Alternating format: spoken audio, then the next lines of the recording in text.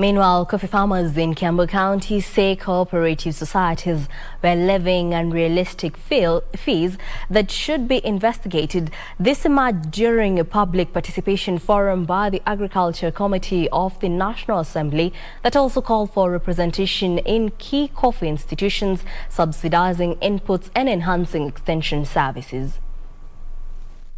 About $230 million annually and supports over 800,000 smallholder coffee farmers. Coffee auction prices having been on the increase due to frost in Brazil that has cut supply in the global market. In its public participation forum in Kiambu County for the Coffee Bill 2021, farmers criticized the proposal to have a percentage levy of Nairobi Coffee Exchange value for coffee sold be applied for operations of Coffee Board and Coffee Research Institute. Museme ichaguliwe na members.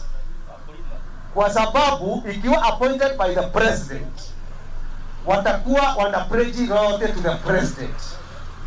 Farmers asked the National Assembly to hasten the proposed reforms in the coffee value chain, which they said would rescue them from exploitation.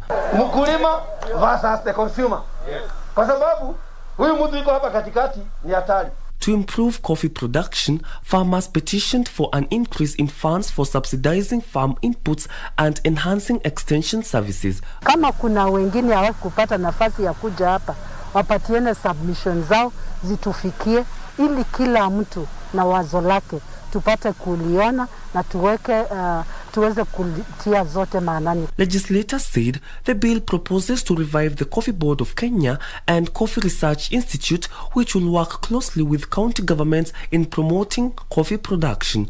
For Lunchtime News, I'm Brian Munyuoki.